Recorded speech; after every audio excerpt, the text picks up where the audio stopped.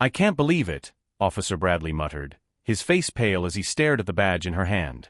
The room was dead silent, except for the sound of his shallow breathing. His partner, Officer Kent, looked equally stunned, his hand trembling as he struggled to reconcile the truth unfolding in front of him. The black woman they had spent weeks setting up, planting false evidence to ruin her life, was now standing in front of them, wearing the official uniform of the city's police captain. Her voice was calm, but her eyes burned with intensity as she spoke. "I've read your files, reviewed your cases, and witnessed enough to know you two thought you could get away with this. What's the excuse this time? A misunderstanding? A clerical error?" Neither man responded. They couldn't. Their minds were racing, searching for a way out, but every option seemed to lead to one conclusion: they had been caught, and by someone they never thought would have the power to confront them. "You don't have anything to say?" she asked, stepping closer, the weight of her authority filling the room.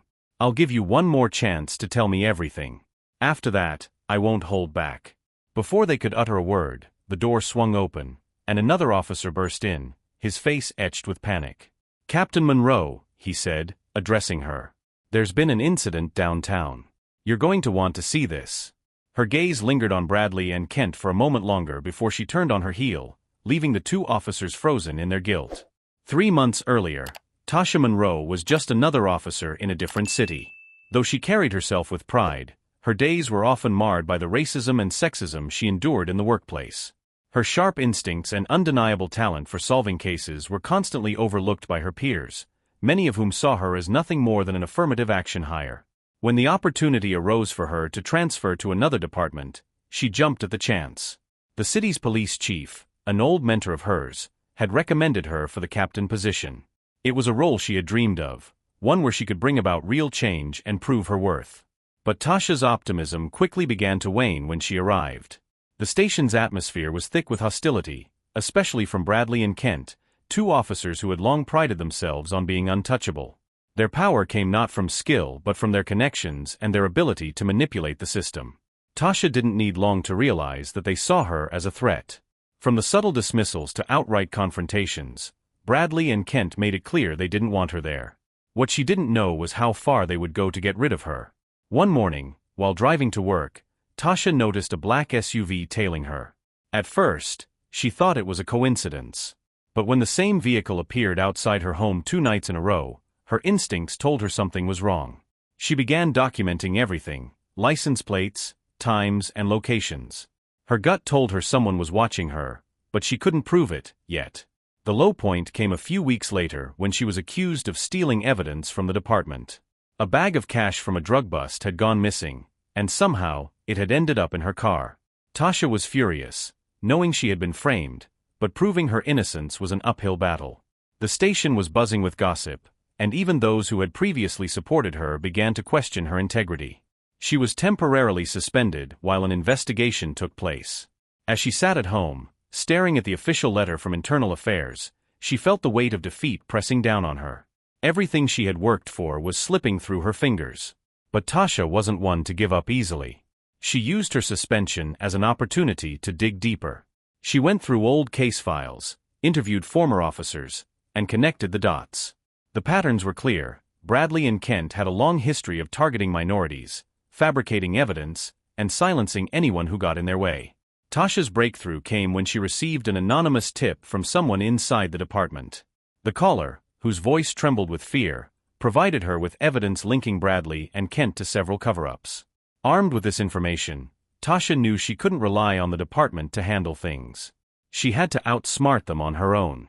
The highs and lows of her investigation pushed her to her limits. Some days, she felt like she was making progress. Other days, it felt like she was only digging herself into a deeper hole. But she persevered, driven by a desire to clear her name and expose the corruption within the force. Then, the unexpected happened. The police chief, impressed by her resilience and determination, reinstated her and handed her the badge of captain. It was a moment of triumph, but Tasha knew it was only the beginning. The real fight was still ahead. Now, as Captain Monroe, she stood at the top of the hierarchy, facing the very men who had tried to destroy her. The irony wasn't lost on her, and neither was the danger. She knew Bradley and Kent wouldn't go down without a fight. As she stepped into her office, her phone buzzed. It was a message from her anonymous tipster. The words made her blood run cold. They're planning something big. Watch your back. Tasha stared at her phone, rereading the message. They're planning something big. Watch your back. The words reverberated in her mind, each one a warning of danger she couldn't yet see. She locked her phone and leaned back in her chair, taking a moment to compose herself. As much as she wanted to confront Bradley and Kent immediately, she knew she had to be cautious. They had spent years perfecting their methods of manipulation, and any misstep could jeopardize her position and her safety. The incident downtown, which had pulled her from her confrontation with the two officers, turned out to be a public protest. A young black man had been arrested under dubious circumstances, sparking outrage among the local community. Witnesses claimed he had been tackled and beaten by officers for no reason, and several videos circulating online seemed to confirm the accusations. When Tasha arrived at the scene, she was met with a wall of angry faces. Protesters chanted, holding signs that read "Justice for Marcus" and "Stop Police Violence." She approached the commanding officer, a middle-aged man named Lieutenant Harris, who looked visibly overwhelmed. "What's the situation?" Tasha asked. Harris sighed. The kid, Marcus Hill, was stopped for jaywalking. Things escalated, and now he's in custody. But the footage doesn't look good. The officers involved are claiming he resisted, but he hesitated, his eyes darting toward the crowd. "But you don't believe them," Tasha finished for him. He nodded reluctantly. "I've been in this job long enough to know when something stinks." Tasha scanned the crowd and then glanced at the officers standing near the patrol cars. She recognized two of them instantly, Bradley and Kent. They stood apart from the others, their expressions smug, as if they were enjoying the chaos. Tasha's stomach churned. This wasn't a coincidence. She took a deep breath and stepped onto the hood of a parked car, raising her hands to signal for attention. The chants quieted as the crowd turned toward her. "My name is Captain Tasha Monroe," she began, her voice steady but firm. "I hear you and I see you. I'm not here to dismiss your concerns. I'm here to ensure justice is served, for everyone. I ask for your patience while we investigate what happened. I promise you, no one is above the law." Her words seemed to have a calming effect. The crowd's anger didn't dissipate entirely, but the chant softened, and some of the tension in the air lifted. Tasha climbed down from the car and turned to Harris. "I want to see the footage and speak with Marcus Hill personally." The interrogation room was small and cold, the fluorescent lights casting a harsh glare on the young man sitting at the table. Marcus was no older than 19, his face bruised and his hands cuffed. He looked up as Tasha entered, his eyes filled with a mix of anger and fear. "Marcus," she said gently, sitting across from him. "I'm Captain Monroe. I want to hear your side of the story." He hesitated, his gaze flickering to the camera in the corner of the room. "Does it even matter? You cops always stick together." "I'm not like them," Tasha replied. "You have my word, and I don't break it." Marcus studied her for a moment before sighing. "I was walking home from the corner store. That's it. They stopped me, said I looked suspicious. I asked why, and next thing I know, they're shoving me against the wall, saying I resisted. I didn't do anything." Tasha nodded, her suspicions confirmed. "Do you remember the names of the officers?" "Bradley and Kent," Marcus said bitterly. They were laughing, like it was a joke. Tasha's fists clenched under the table, but she forced herself to stay calm. "Thank you for telling me. I'm going to look into this, and I'll make sure the truth comes out." Later that evening, Tasha reviewed the footage from the arrest. It was worse than she had imagined. The video clearly showed Marcus walking across the street before being approached by Bradley and Kent. Their aggression was immediate, with no apparent provocation from Marcus. The beating was brutal, and their laughter at the end of the clip sent chills down her spine. As she watched, her phone buzzed again. It was another message from the anonymous tipster. "They know you're onto them. Be careful." Tasha's mind raced. She couldn't ignore the warning, but she also couldn't let fear stop her. She had to act, and fast. She compiled the evidence and prepared a report to send to Internal Affairs, but she knew that wouldn't be enough. Bradley and Kent had too many connections. If she wanted to take them down, she needed something bigger, something undeniable. The night dragged on as Tasha worked in her office, piecing together the puzzle. Her determination was unshakable, but exhaustion was beginning to take its toll. Just as she was about to call it a night, her office door creaked open. She looked up to see a shadowy figure standing in the doorway. Before she could react, The figure stepped inside, closing the door behind them. The room plunged into darkness, and Tasha's heart raced. "Who's there?" she demanded, reaching for her sidearm. The figure didn't answer. Instead, they moved closer, their face obscured in the dim light. Tasha's grip on her weapon tightened as she prepared for whatever was about to come next. Tasha's hand hovered over her weapon, her pulse quickening as the shadowy figure stepped closer. "Stay where you are," she ordered, her voice firm, though her instinct screamed that she might be in danger. The figure stopped, then raised their hands slowly. "It's me," a voice whispered. The faint light from the street lamp outside illuminated the face of a young officer, Detective Clara Vega, one of the few people Tasha trusted in the department. "Clara." Tasha exhaled sharply, lowering her hand. "What the hell are you doing sneaking in like that?" "I didn't want anyone to see me," Clara replied, glancing nervously over her shoulder. "It's not safe." Tasha gestured for her to close the door. "What's going on?" Clara moved closer, her expression tense. "I overheard something in the locker room. Bradley and Kent were talking. They know you're looking into them, and they're planning to make a move. Something about turning the department against you." Tasha's jaw tightened. "Did they say how?" "No, but whatever it is, they're confident they can shut you down for good. Captain, you need to be careful. These guys, they don't play fair." Tasha nodded, her mind racing. "Thanks for telling me, Clara. This just means I need to act faster." Clara hesitated, then said, "Be careful who you trust. They've got allies, and not just in this precinct. If you need backup, you can count on me." Tasha smiled faintly. "I'll keep that in mind. Now go before someone sees you here." The next morning, the precinct buzzed with activity. Officers milled about, preparing for their shifts, while Bradley and Kent acted as if nothing was amiss. Tasha watched them from her office window, her stomach turning at their arrogance. She knew they were plotting something, but she couldn't let them know how much she already suspected. As she prepared her evidence for internal affairs, she received a call from an unknown number. She hesitated before answering, her instincts on high alert. "Captain Monroe." The voice on the other end was low and distorted. "If you value your career and your life, you'll drop this investigation." Tasha's grip on the phone tightened. "Who is this?" "Someone who knows how this game is played," the voice replied. "You think you're untouchable because of that badge, but you're not. Walk away, or you'll regret it." The line went dead before she could respond. Tasha sat in silence, her mind whirling. The threat was clear, but it only strengthened her resolve. Whoever was behind this was afraid of what she might uncover, and that meant she was on the right track. That afternoon, Tasha called a department meeting.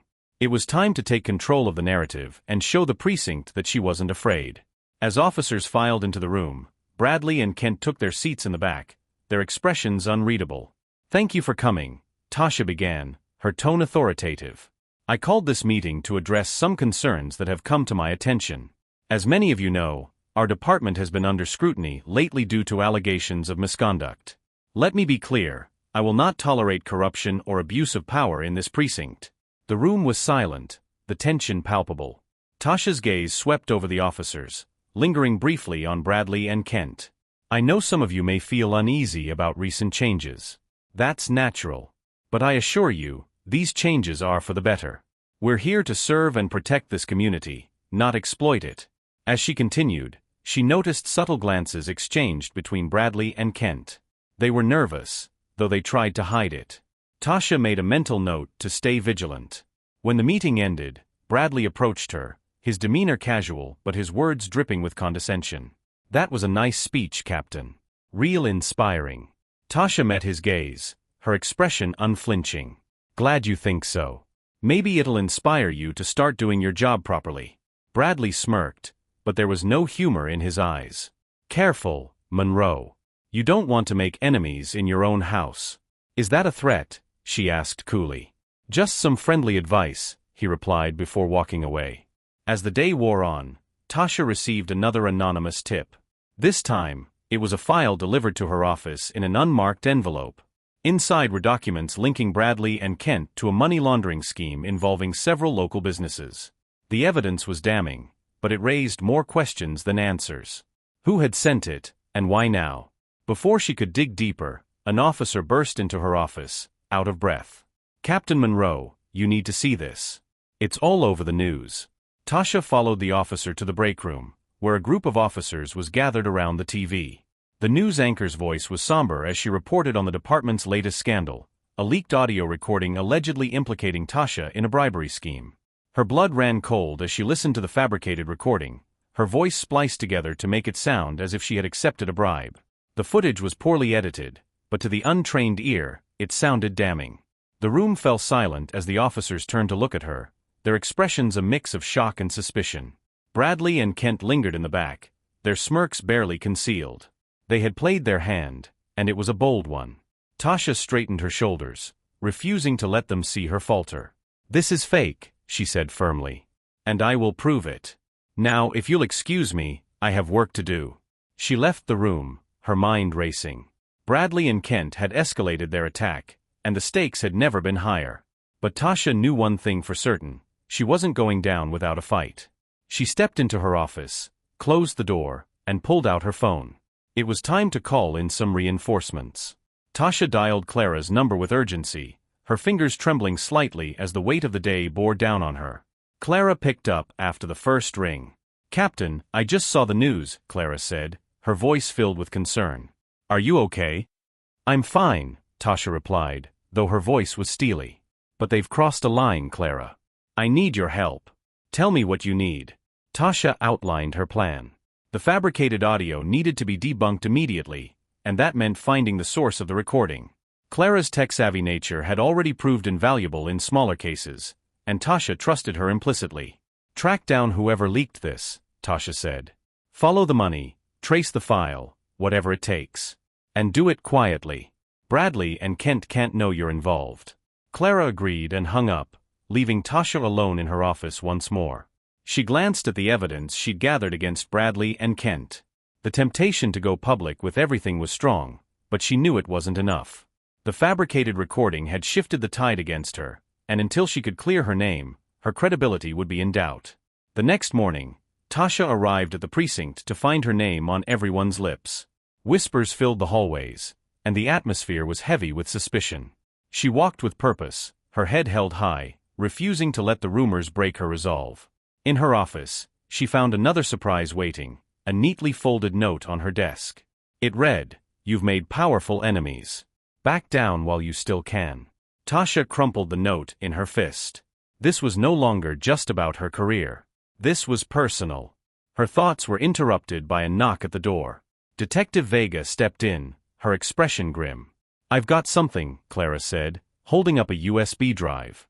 The recording was uploaded to a private server owned by a shell company. "It took some digging, but I traced the IP address back to someone in the department." Tasha's eyes narrowed. "Who?" Clara hesitated. "It's Kent. He's the one who uploaded the file." The confirmation was both satisfying and infuriating. "That smug bastard," Tasha muttered. "Good work, Clara. Keep digging. I need more if I'm going to take them down." As Clara left, Tasha's phone buzzed. It was another message from the anonymous tipster. "They're getting desperate. Be ready." The day took a darker turn when Marcus Hill's lawyer called to inform Tasha that Marcus had been transferred to a maximum security facility overnight. The move was unauthorized and made no sense for a minor offense like jaywalking. Tasha immediately called the warden of the facility. "This is Captain Tasha Monroe. I need to know why Marcus Hill was transferred to your prison." The warden's voice was gruff. "Transfer orders came through last night. Everything seemed in order." "Did you verify the orders?" "Why would I need to? They came from your precinct." Tasha clenched her teeth. Bradley and Kent were behind this, she was certain. They weren't just targeting her anymore, they were endangering Marcus's life. That evening, Tasha drove to the maximum security prison herself. The facility was intimidating, with high walls and razor wire glinting in the fading sunlight. She presented her badge at the gate and demanded to see Marcus. The warden escorted her to a holding area, where Marcus sat, looking more frightened than ever. "Captain Monroe," he said, his voice trembling. "What's going on? Why am I here?" "I'm going to get you out of here," Tasha promised. "But I need you to stay strong a little longer." She turned to the warden. "This transfer was unauthorized. I'm taking him back with me." The warden raised an eyebrow. "Not without proper documentation." Tasha gritted her teeth. I'll get the paperwork, but mark my words, this was an illegal transfer. And when I prove it, heads will roll. As Tasha drove back to the precinct, her mind raced with plans. She needed to expose Bradley and Kent not just as corrupt officers, but as dangerous criminals willing to manipulate the system for their own gain. Her thoughts were interrupted when a black SUV pulled up behind her, its headlights glaring in her rearview mirror. She recognized it instantly. It was the same vehicle that had been tailing her weeks ago. Her heart pounded as the SUV sped up, ramming into her car. Tasha swerved, narrowly avoiding a ditch. The SUV rammed her again, harder this time.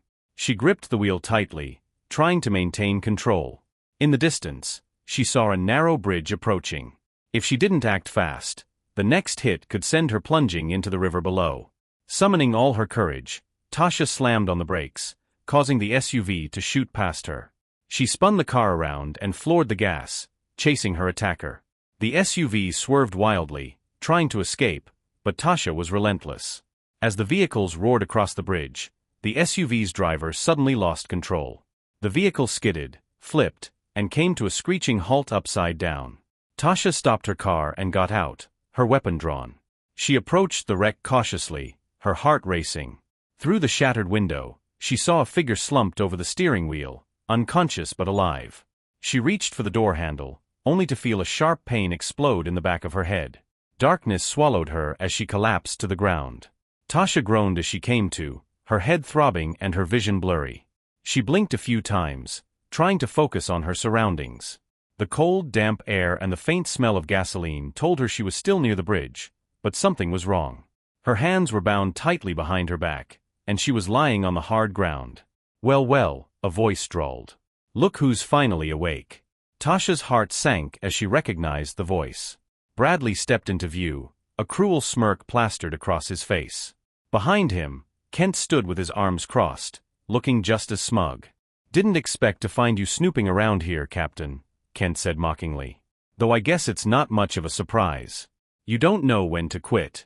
Tasha glared at them, refusing to show fear. What's the plan, boys? Frame me for something else? Or are we skipping straight to murder?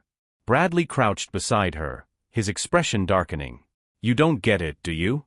You should have stayed out of our way. But no, you had to play hero. Your little act is falling apart, Tasha said, her voice steady despite the pain. I know about the fake audio. I know about the money laundering. And soon, everyone else will too. Bradley's smirk faltered for a moment before he recovered. You've got nothing. And even if you did, who's going to believe you now? Meanwhile, Clara sat in her apartment, frantically working on her laptop. She had hacked into the precinct's database, searching for anything that could exonerate Tasha and expose Bradley and Kent. The deeper she dug, the more she found. Transaction records, falsified reports, and links to several high-profile cases that had mysteriously gone cold. But something caught her eye that sent a chill down her spine, a live GPS tracker showing Tasha's car near the bridge. It wasn't moving, and the last signal showed it had been there for over an hour. Clara grabbed her phone and called Tasha, but the line went straight to voicemail. Panic set in. She knew Tasha wouldn't just disappear without a fight. Back at the bridge, Tasha's mind raced as she assessed her situation. Her hands were tied with zip ties, and her gun was nowhere in sight. Bradley and Kent were pacing now, arguing in hushed tones about what to do next. Their SUV was totaled, and the sound of sirens in the distance meant time was running out. She spotted a jagged piece of metal on the ground nearby. If she could just reach it. So what's the plan, Bradley? Kent asked, his voice tinged with panic. We can't just leave her here. She'll go straight to IA. Bradley scowled. Relax. We'll figure it out. Just let me think. Tasha used their distraction to her advantage, inching her way toward the metal shard. The rough asphalt scraped against her skin, but she didn't stop. Every second counted. Finally, her fingers brushed against the shard. She grabbed it and began sawing at the zip ties, her movements quick but careful. Bradley turned just as she freed her hands. Hey, what the? Tasha sprang to her feet, adrenaline coursing through her veins. She delivered a swift kick to Bradley's stomach, sending him stumbling backward. Kent lunged at her, but she ducked, grabbing his arm and twisting it behind his back. He cried out in pain as she slammed him against the hood of the car. Bradley recovered and charged at her, but Tasha was ready. She sidestepped his attack and delivered a punch to his jaw, knocking him to the ground. Before he could get up, she pulled his own handcuffs from his belt and snapped them onto his wrists. Kent, still pinned against the car, struggled, but Tasha restrained him with a second pair of cuffs. "Looks like the tables have turned," she said, breathing heavily. Minutes later, the sound of sirens grew louder, and squad cars pulled up to the scene. Officers spilled out, their weapons drawn, only to freeze at the sight of their captain standing over Bradley and Kent. "Get these two into custody," Tasha ordered. "And call Internal Affairs. We're going to need a full investigation." The officers hesitated for a moment before complying. Bradley and Kent were loaded into the back of a patrol car, their smugness replaced with fury and fear. As the scene settled, Tasha leaned against her car, exhaustion washing over her.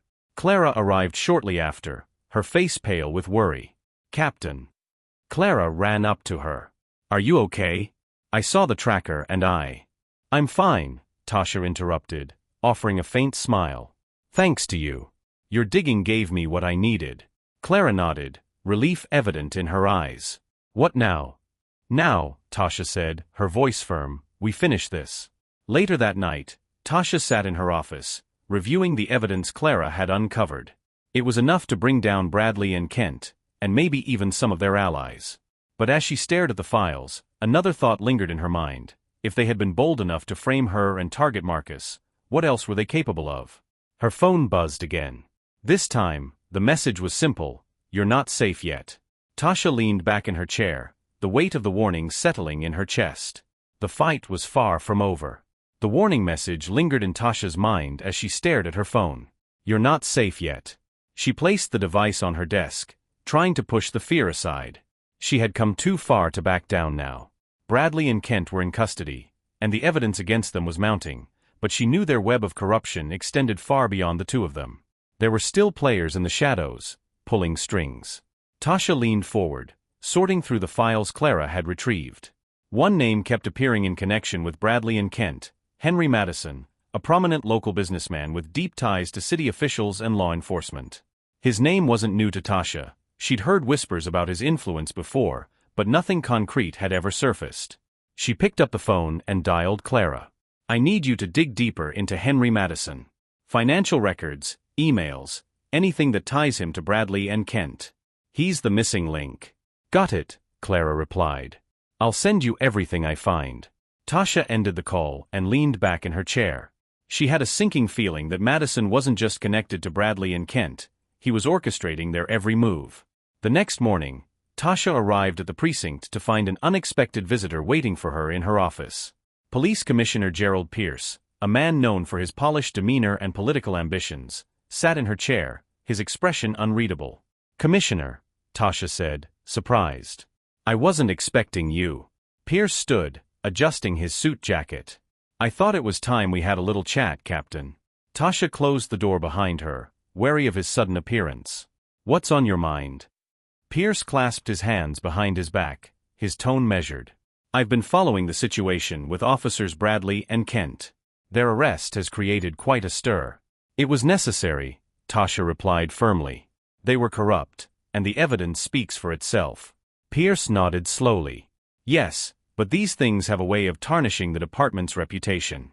We're already facing scrutiny from the public, and this could make matters worse." Tasha frowned. "Are you suggesting I should have looked the other way?" "Of course not," Pierce said smoothly. "But I am suggesting that we tread carefully. The city has powerful people watching, and not all of them will be pleased with how this is unfolding." The implication was clear, and it made Tasha's blood boil. "If you're trying to intimidate me, Commissioner, it's not going to work. My job is to uphold the law, not protect the interests of powerful people." Pierce's smile didn't reach his eyes. "I admire your conviction, Captain. Just remember, in this line of work, convictions can sometimes become liabilities." With that, he left the office, leaving Tasha more determined than ever to see this through. Later that day, Clara called with a breakthrough. "I found something on Madison," she said, her excitement tempered by the seriousness of the discovery. "He's been funneling money into offshore accounts under fake business names. And guess who's been approving the payments? Bradley and Kent." Tasha's heart raced. This is it. This is the connection we need. There's more, Clara added. I also found emails between Madison and Commissioner Pierce. They've been coordinating behind the scenes for years. If we expose this, it's going to blow the whole thing wide open. Tasha felt a mix of triumph and dread. Taking down Madison and Pierce would be a victory for justice, but it would also make her a target for their allies. Send me everything, Tasha said. And keep yourself safe. If they find out you're involved. They won't, Clara interrupted. I'll be careful. That night, Tasha met with the internal affairs investigators handling Bradley and Kent's case. She handed over the new evidence, her resolve unshaken. This isn't just about two corrupt officers, she told them. This is a systemic issue, and it goes all the way to the top. If we're going to fix this department, we have to take it all down. The investigators exchanged uneasy glances but nodded. We'll look into it, one of them promised. As Tasha left the meeting, she felt a flicker of hope. For the first time, it seemed like justice might actually prevail. But as she walked to her car, she noticed a man standing in the shadows, watching her. She kept her pace steady, pretending not to notice him. But when she reached her car, she found a note tucked under the windshield wiper. The message was short but chilling. You've gone too far. The next morning, Tasha arrived at the precinct to find chaos. Overnight, someone had leaked a series of fabricated reports implicating her in misconduct, including allegations of excessive force and tampering with evidence. The media was already swarming the precinct, demanding answers. Her stomach turned as she watched the coverage on a breakroom TV. The stories were carefully crafted, mixing half-truths with outright lies to paint her as an out-of-control officer. It was a smear campaign, and it was working. Inside her office, her phone buzzed with a call from Clara. "Captain, I'm so sorry," Clara said, her voice filled with guilt. "I think they've been watching me. They must have found out I was digging into Madison." "It's not your fault," Tasha said firmly. "But this means they're more desperate than ever. We're close, Clara. We can't stop now." As she hung up, an officer knocked on her door. "Captain Monroe, Commissioner Pierce wants to see you in his office immediately." Tasha's heart sank. This was it. They were making their move. Pierce's office was as imposing as the man himself, with floor-to-ceiling windows offering a sweeping view of the city. He greeted Tasha with a cold smile, gesturing for her to sit. "I assume you've seen the news," Pierce said, his tone almost sympathetic. "I have," Tasha replied evenly. "And I know it's a setup." Pierce raised an eyebrow. A bold accusation. But boldness doesn't equal proof. Tasha leaned forward, meeting his gaze. "I have proof, Commissioner. Proof that connects you, Madison, Bradley, and Kent. I'm not going down without a fight." Pierce's smile faltered, replaced by a flicker of anger. "Careful, Captain. You're playing a dangerous game." "So are you," Tasha shot back. "And it's about to catch up with you." Pierce stood, his demeanor shifting from calm to menacing. "Let me give you some advice, Captain. Walk away now, and you might still have a career left. Keep pushing, and you won't like what happens next." Tasha stood as well, refusing to be intimidated. "You don't scare me, Pierce. And when this is over, you'll be the one walking away, in handcuffs." She left his office, her heart pounding but her resolve stronger than ever. This battle wasn't just about justice anymore. It was about survival. And she wasn't backing down. Tasha left Commissioner Pierce's office with fire in her veins. His veiled threats only solidified her resolve. She was too close to exposing the rot within the department, and she knew she couldn't back down now, no matter how dangerous things became. The precinct was buzzing with whispers as she walked back to her office. The smear campaign had done its job. Most of her colleagues looked at her with suspicion, their faith in her leadership shaken. Tasha ignored the stares and closed her office door behind her. She couldn't afford distractions.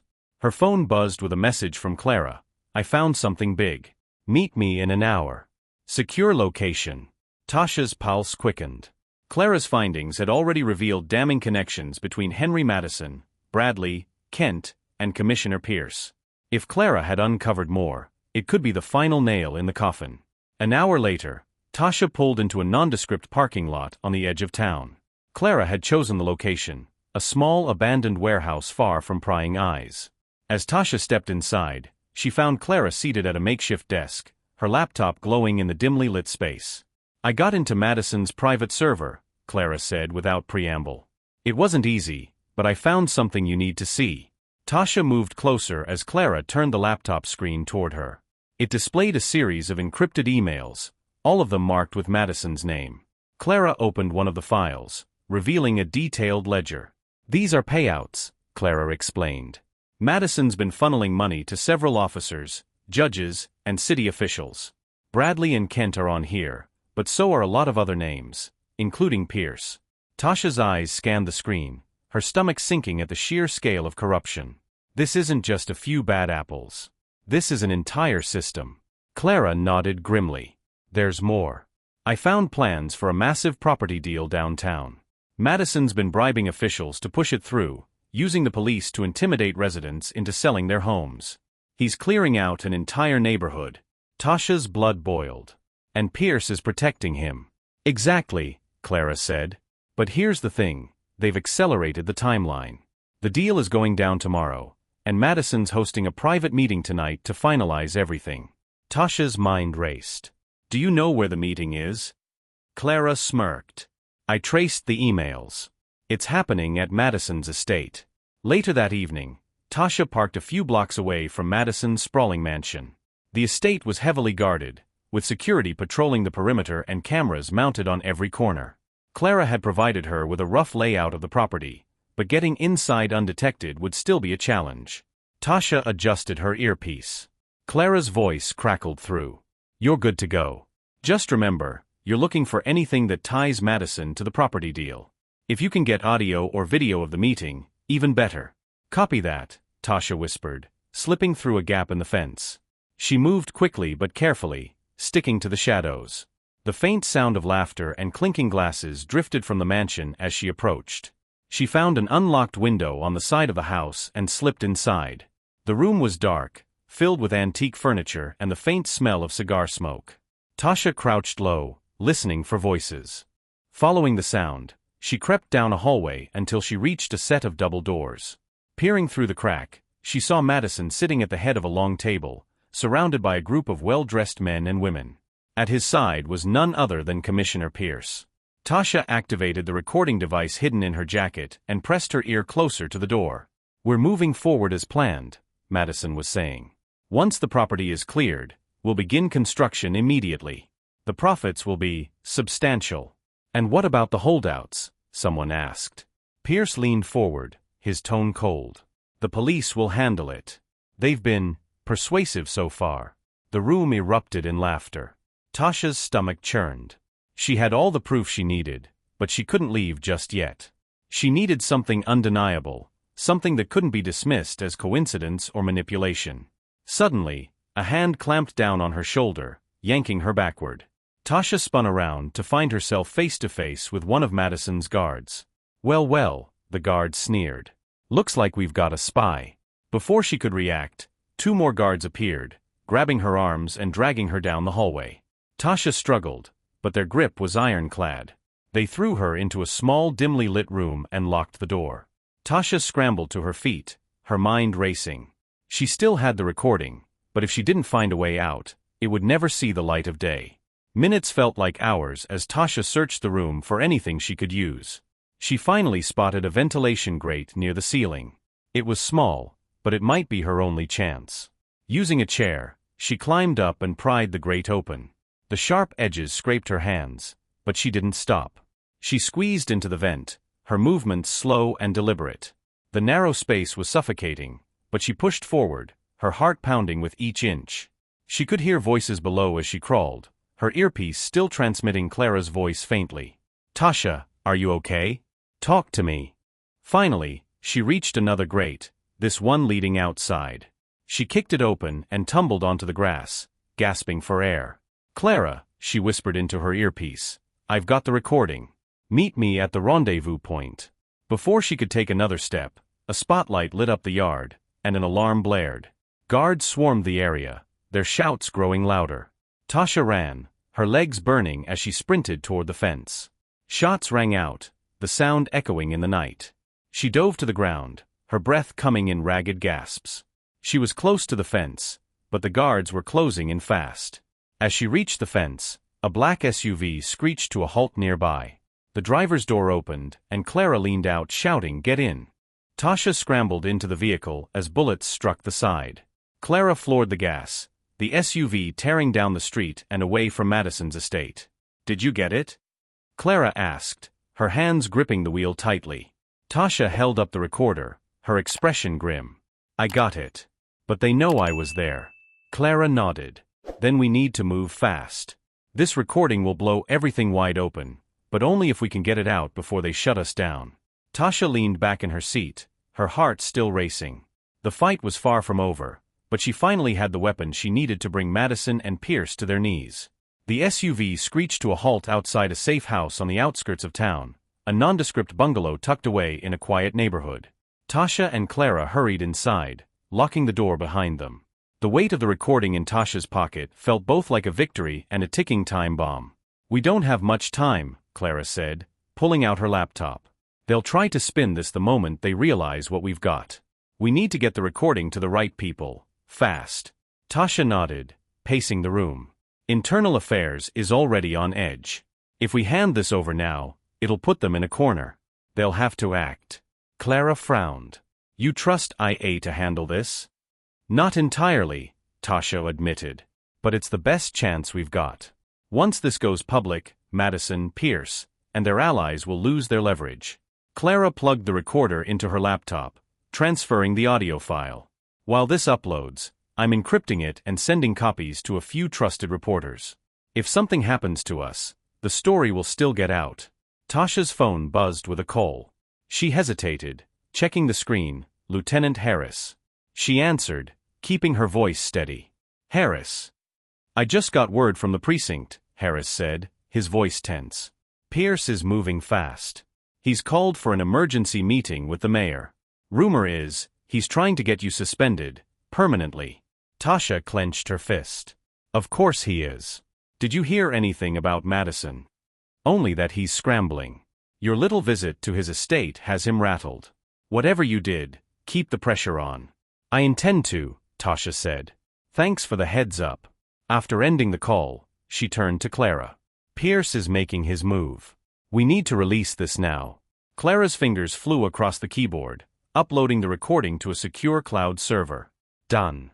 I've sent copies to IA, the press, and a few advocacy groups. It's out of our hands now." Tasha exhaled, the weight of the decision settling over her. "Good. Now we wait." The fallout was immediate. By dawn, news outlets were broadcasting snippets of the recording, their anchors struggling to contain their shock. The audio left no room for doubt. Madison, Pierce, Bradley, and Kent were implicated in a wide-reaching conspiracy that involved bribery, property theft, and abuse of power. Protests erupted outside the precinct and city hall, with crowds demanding accountability. Reporters hounded city officials for statements, their questions relentless. Social media exploded with outrage, amplifying the call for justice. Inside the precinct, chaos reigned. Tasha arrived to find officers gathered around TVs and phones, their expressions ranging from shock to anger.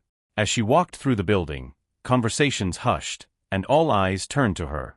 "You did this?" one officer finally asked, his voice a mix of disbelief and admiration. Tasha stopped, meeting his gaze. "I did what needed to be done." Some nodded in agreement, while others looked away, their loyalty to Pierce and the old guard evident. Tasha knew she wasn't out of the woods yet, but she stood taller, her conviction unshaken. By midday, Internal Affairs arrived at the precinct, accompanied by federal agents. Bradley and Kent, already in custody, were formally charged with corruption and obstruction of justice. Pierce's office was raided, and Madison was taken into custody at his estate. The sight of the once untouchable businessman being led away in handcuffs was plastered across every news channel. But Tasha's victory was far from complete. As she returned to her office, she found an envelope on her desk. Inside was a single piece of paper with a chilling message: "This isn't over." She handed the note to Clara, who had joined her at the precinct. "They're not giving up," Tasha said. "There's still someone pulling strings." Clara scanned the note, her expression grim. "We've exposed their network, but we haven't cut the head off the snake.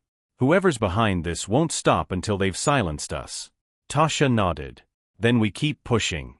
We've come this far. We're not stopping now." That evening, Tasha met with Lieutenant Harris and a group of trusted officers in a secure location. She laid out the next steps, knowing the department's survival depended on rooting out every last trace of corruption. "This isn't just about cleaning house," Tasha said. "It's about rebuilding trust, with the community, with ourselves. It's going to be a long fight, but we have to see it through." Harris nodded.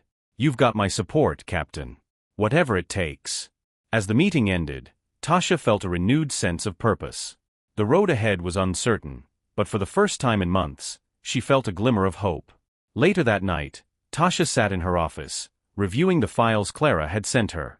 Each document painted a damning picture of the department's history, a stark reminder of the work still to be done. Her phone buzzed with a message from Clara. One more name just surfaced. "You're not going to believe this." Before Tasha could respond, her office phone rang. She answered, expecting another call from IA or a reporter. Instead, a low, distorted voice spoke. "You think you've won, Captain Monroe," the voice said, sending a chill down her spine. "But you've only scratched the surface. We'll be watching." The line went dead, leaving Tasha staring at the receiver, her mind racing. The battle wasn't over, not by a long shot. But she was ready for whatever came next. Tasha leaned back in her chair, her heart racing from the ominous phone call. The distorted voice was a stark reminder that the fight she'd started was far from over. The words echoed in her mind, planting seeds of doubt, but she refused to let fear take root. Her phone buzzed again with another message from Clara. "We need to talk in person. This is big." An hour later, Tasha met Clara in the back of a quiet diner on the edge of town. Clara's laptop sat open on the table, her face illuminated by the screen's glow. She looked up as Tasha approached, her expression a mix of excitement and concern. "You're not going to like this," Clara began as Tasha slid into the booth. "Let's hear it," Tasha said, bracing herself. Clara turned the laptop toward her, showing a file with a name Tasha recognized instantly: Chief Garrett Nolan. Tasha's stomach dropped. Nolan had retired 3 years earlier, lauded as a pillar of the community and a symbol of integrity. He had been a mentor to many, including Tasha in her early days on the force. "This has to be a mistake," Tasha said, her voice tight. Clara shook her head. "I triple-checked. Nolan was the architect of the entire system. He set it up years ago: bribes, intimidation, the whole network. Madison, Pierce, Bradley, Kent, they were just pieces of his machine." Tasha's mind reeled as Clara explained. "Nolan's name is on documents connecting him to offshore accounts and property deals. He was smart. He retired before things got messy, leaving others to handle the dirty work. But he's still involved. I traced emails from Madison directly to Nolan." Tasha stared at the screen, the weight of the revelation settling on her shoulders. Nolan had been a trusted figure, someone she'd looked up to. The betrayal cut deep. "Where is he now?" Tasha asked. "Living in a gated community in Florida," Clara replied. "If we want to bring him down, we'll need hard evidence. Something undeniable." Over the next few days, Tasha and Clara worked tirelessly to gather more information on Nolan. Clara dug into financial records and communication logs, while Tasha reached out to old contacts who had served under Nolan. Most were reluctant to speak, their loyalty to the former chief still strong, but a few hinted at discrepancies they'd noticed during his tenure. One officer, a retired sergeant named Bill Harper, finally agreed to meet. Tasha drove to his modest home in the suburbs, unsure of what to expect. Harper greeted her at the door, his expression wary but resolute. "I've been waiting for someone to look into Nolan," Harper said as they sat in his living room. "I knew something wasn't right, but every time I tried to ask questions, I got shut down." Harper handed her a worn envelope. Inside were photocopies of memos and financial statements, all pointing to Nolan's involvement in questionable activities. "This is all I could gather before I retired," Harper said. "I didn't know who to trust back then." Tasha studied the documents, her resolve hardening. "Thank you, Bill. This is exactly what we needed." That night, Clara confirmed that the documents matched the files she'd uncovered. Together, they pieced together a timeline of Nolan's activities, painting a clear picture of his role in building and sustaining the corrupt system. "We have enough to take this to the feds," Clara said. "But once we do, there's no going back. Nolan's powerful. He'll use every connection he has to protect himself." Tasha nodded. "Then we make sure it's airtight. No loopholes, no chance for him to escape." The next morning, Tasha and Clara met with federal agents to hand over their findings. The agents were skeptical at first, but as they reviewed the evidence, their skepticism turned to grim determination. "This is explosive," one agent said.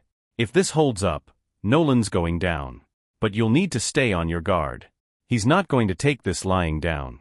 Tasha left the meeting feeling a mix of relief and apprehension. The wheels of justice were turning, but she knew Nolan wouldn't go down without a fight. That evening, as Tasha drove home, she noticed a car following her. Her pulse quickened, and she made a series of random turns to confirm her suspicion. The car stayed on her tail. She picked up her phone, dialing Clara. "I'm being followed. Do you see who it is?" Clara asked, her voice tense. "No, but they're not being subtle. Get somewhere safe. I'll track your location." Tasha sped up, heading toward a crowded shopping center. She pulled into the parking lot and parked near the entrance, hoping the crowd would deter whoever was following her. The car stopped a few rows back, its engine idling. Tasha stepped out of her car, her hand on her sidearm. She approached the vehicle cautiously, her heart pounding. The windows were tinted, obscuring the driver's face. "Step out of the car," she commanded, her voice steady. The driver's door opened slowly, and a man stepped out, his hands raised. Tasha's breath caught as she recognized him, Chief Garrett Nolan. "Well, Captain Monroe," Nolan said, his tone calm but menacing. "I thought it was time we had a little chat." Tasha's grip on her sidearm tightened as she stared at Garrett Nolan. The man who had once been a respected leader was now standing before her, his calm demeanor hiding the danger he clearly posed. "This isn't the place for a chat, Nolan," Tasha said, her voice firm. "You shouldn't be here." Nolan smirked, taking a step closer. "You've been busy, Captain. Digging where you shouldn't, making enemies. That's not a smart way to build a career." "You mean exposing corruption?" Tasha shot back. "That's my job." Nolan chuckled, a low, chilling sound. "Corruption. Such a dramatic word. What I built was a system.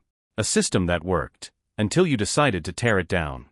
What you built destroyed lives," Tasha said, taking a step closer, her weapon still raised. "And now it's coming down. You can't stop it." Nolan's expression darkened. "Do you really think this ends with me? You're a smart woman, Monroe. You know there are bigger players than me. I'm just the scapegoat they'll happily feed to the wolves if it means protecting themselves." Tasha's stomach churned at his words. She knew he wasn't bluffing. Taking Nolan down was critical, but he was right, there were others. Still, she refused to let him intimidate her. "Then I'll take them down too," she said, her voice unwavering. "Starting with you." The sound of approaching sirens broke the tension. Nolan's smirk faded, replaced by a cold glare. "This isn't over, Captain," he said quietly. "You don't realize what you've started." Before Tasha could respond, police cars pulled into the parking lot, their lights flashing. Officers spilled out, weapons drawn, as they moved to secure the scene. Lieutenant Harris was among them, his face a mixture of confusion and determination. "Captain, are you all right?" he called out. "I'm fine," Tasha replied, keeping her eyes on Nolan. "Take him into custody."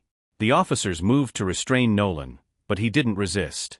Instead, he looked at Tasha one last time, his expression unreadable. "Good luck, Captain. You're going to need it." Back at the precinct, Nolan was booked and placed in a holding cell. Tasha watched from the observation room as he sat calmly, his posture relaxed. He didn't look like a man who had just been arrested. He looked like someone who was still in control. Clara joined her, holding a tablet. "The feds are on their way," she said. "They've reviewed the evidence, and they're confident they can build a case." Tasha nodded, though her unease lingered. "Nolan's too calm. He's up to something." "Of course he is," Clara replied.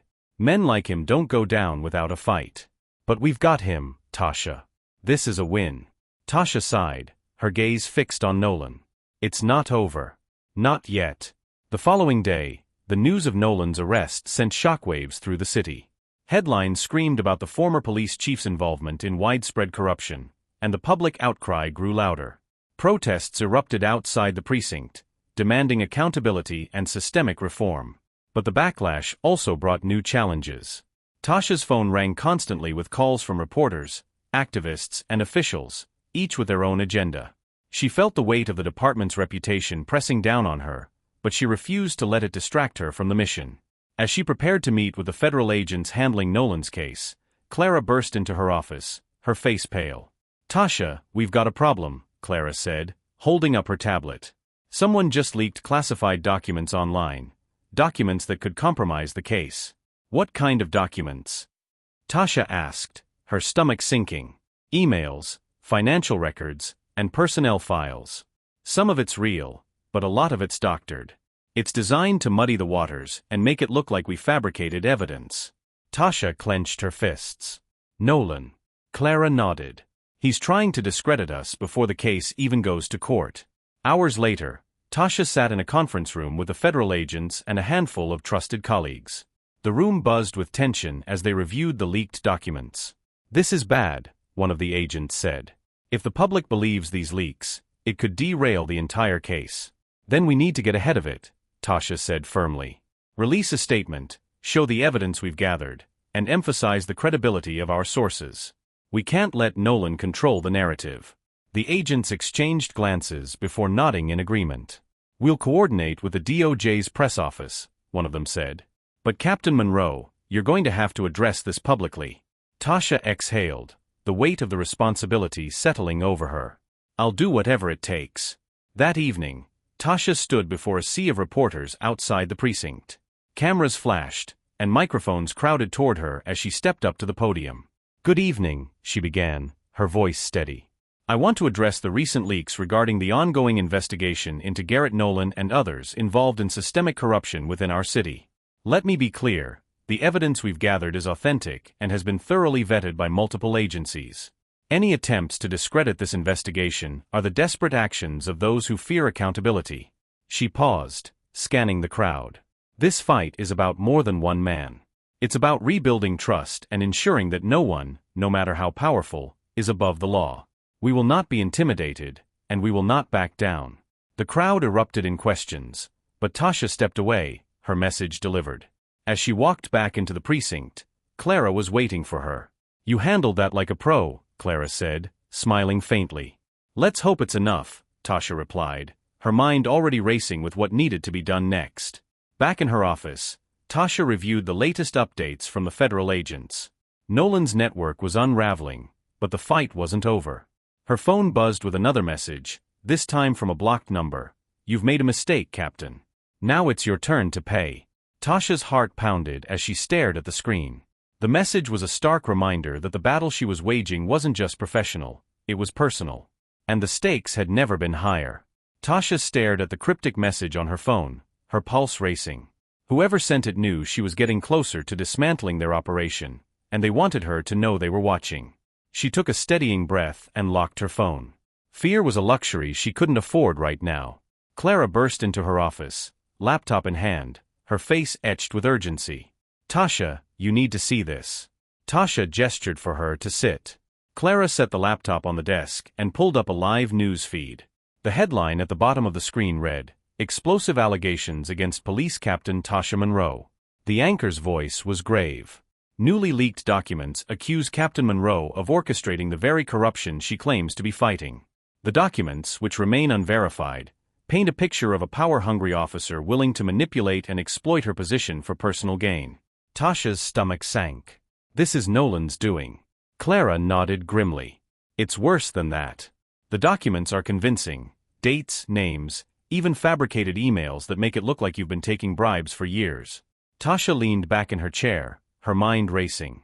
"What's the public response?" "It's divided," Clara said. "Some people see through it, but others are buying into it. And the media's eating it up." Tasha clenched her fists. "This is a coordinated attack. They're trying to discredit me before I can take Nolan and the others down." Clara hesitated. "There's more. I traced the source of the leaks. It's coming from an offshore server, but the IP address was routed through the precinct." Tasha's blood ran cold. Someone inside is still working for Nolan. Determined to find the mole, Tasha called an emergency meeting with Lieutenant Harris and a handful of trusted officers. They gathered in a secure conference room, their faces tense. "We have a leak," Tasha began. "Someone in this department is feeding information to Nolan and his allies. We need to find them before they can do more damage." Harris nodded. "I'll start combing through communications logs and access records. If someone's been tampering with files or sending unauthorized emails, we'll find it. One of the younger officers, a tech specialist named Emily Greer, spoke up. If I can get access to the server hosting the leaks, I might be able to trace it back to the source. Do it, Tasha said. And be discreet. Whoever's behind this will panic if they think we're onto them. As the team worked to identify the mole, Tasha focused on strengthening her case against Nolan. She met with federal agents, reviewed the evidence with Clara, and prepared for what she knew would be a grueling battle in court. The pressure was unrelenting. Reporters camped outside her home, protesters gathered at the precinct, and her every move was scrutinized. But Tasha remained resolute, drawing strength from the knowledge that justice was within reach. 3 days later, Greer called Tasha into the tech lab. I found something, she said, her voice laced with excitement. The leaks were routed through a specific precinct terminal. It belongs to Sergeant Alan Vickers. Tasha's jaw tightened. Vickers had been a quiet presence in the department, rarely drawing attention to himself. She had no reason to suspect him, until now. Are you sure? Tasha asked. Greer nodded. I triple-checked. The terminal's activity matches the timeline of the leaks. Tasha wasted no time. She assembled Harris and a small team to confront Vickers. They found him in the locker room, his demeanor calm but his eyes darting nervously. Sergeant Vickers, Tasha said, her voice cold. We need to talk. Vickers hesitated, then nodded. Of course, Captain. What's this about? In my office, Tasha said, gesturing for him to follow. Once inside, Tasha wasted no time. We've traced the source of the leaked documents. They came from your terminal. Vickers' face paled. That's impossible. Someone must have hacked it. Save it, Harris said. The evidence is clear. You've been working with Nolan. Vickers' composure cracked. I didn't have a choice, he blurted. Nolan has connections, dangerous ones. If I didn't cooperate, he said he'd ruin me. And what about the lives he's already ruined? Tasha demanded. You had a choice, Vickers. You chose to betray your badge. Vickers sank into a chair, defeated. What happens now? You're under arrest, Tasha said. But if you cooperate, the feds might go easier on you. Vickers nodded reluctantly. I'll tell you everything. With Vickers' confession, the case against Nolan gained new momentum. He revealed critical details about Nolan's network, including names of other allies and additional evidence hidden in off-site locations. Federal agents moved quickly, raiding properties and seizing documents that confirmed Nolan's reach extended further than anyone had imagined. The evidence painted a damning picture of systemic corruption, implicating not only Nolan but several high-ranking officials in city government. As the trial approached, Tasha knew the stakes couldn't be higher. Nolan's defense team was formidable, and his remaining allies were likely working behind the scenes to undermine the case. But Tasha refused to back down. On the eve of the trial, Clara handed her a sealed envelope. This came for you, she said. Tasha opened it, finding a handwritten note inside. You've won this round, but the game isn't over. Watch your back. Tasha folded the note carefully, her expression unreadable. She turned to Clara, determination burning in her eyes. Let them play their games. I'm not going anywhere. The courtroom buzzed with tension as Garrett Nolan entered, flanked by his high-powered legal team. His once confident smirk had been replaced by a steely determination. Tasha sat with the federal agents and her own legal counsel, her heart steady but her mind sharp. This trial wasn't just about Nolan, it was about the integrity of the justice system and the future of her career. The prosecution opened with a detailed presentation of the evidence Tasha and Clara had worked so hard to uncover: the secret ledgers, the recordings of Nolan's meetings, and the testimony of Sergeant Vickers. Each piece painted a damning portrait of a man who had wielded power to build a network of corruption that reached into nearly every corner of the city. As the trial unfolded, Tasha found herself called to the stand. The defense tried to discredit her, pointing to the smear campaign and the fabricated documents that had been leaked. But Tasha held firm, her responses calm and precise. Captain Monroe, the defense attorney began, pacing in front of her. Would you say your career has been defined by ambition? Tasha met his gaze. My career has been defined by a commitment to justice. Ambition isn't a crime. Is it not true that you were once mentored by Chief Nolan? Yes, Tasha said, her voice steady. And I trusted him. That trust was betrayed when I uncovered the truth about his actions. The defense pressed harder, but Tasha didn't waver. By the time her testimony ended, the prosecution had skillfully turned every attack into further proof of her integrity and determination. Outside the courtroom, the public closely followed the trial, their reactions polarized. Some rallied behind Tasha, seeing her as a symbol of courage and accountability. Others remained skeptical, swayed by the lingering shadow of the smear campaign. Clara worked tirelessly behind the scenes, ensuring that every piece of evidence was airtight. She coordinated with reporters, legal teams, and activists, amplifying the truth and countering the lies Nolan's allies tried to spread. The trial reached its climax when the prosecution presented its star witness, Sergeant Alan Vickers. His detailed testimony about Nolan's operations, backed by corroborating evidence, left little room for doubt.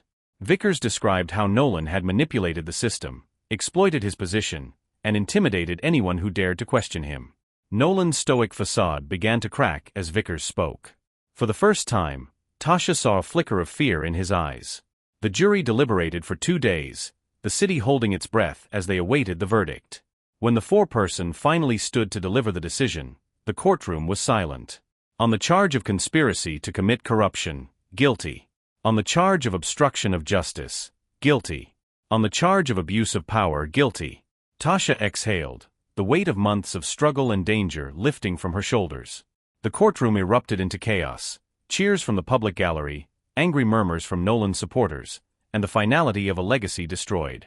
Nolan was led away in handcuffs, his head held high but his empire in ruins. In the weeks that followed, Tasha worked tirelessly to rebuild trust within the department. She implemented sweeping reforms, supported by the federal agents and city officials who had witnessed her unwavering dedication. Officers loyal to Nolan's methods were dismissed, while those committed to change were promoted. The community began to see the difference. Protests turned into town hall meetings, where residents and officers worked together to address concerns and build new partnerships. One evening, as Tasha sat in her office reviewing reports, Clara walked in with a small box in her hands. "I thought you could use this," she said, placing it on the desk. Tasha opened the box to find a plaque with the words, "For courage under fire and unwavering commitment to justice." "Thank you, Captain Monroe." Tasha smiled, her eyes misty. "Thank you, Clara. I couldn't have done this without you." Clara grinned. "You're welcome. But you're not getting rid of me that easily. There's still work to do." As Tasha left the precinct that night, the air felt lighter. She paused on the steps, looking out at the city she had fought so hard to protect. The battle had been long and grueling, but she had won, not just for herself, but for the people who deserved better. For the first time in months, Tasha allowed herself to smile. She had faced the worst the system had to offer and emerged stronger. And as she walked into the night, she knew one thing for certain: her work was far from over, but she was ready for whatever came next.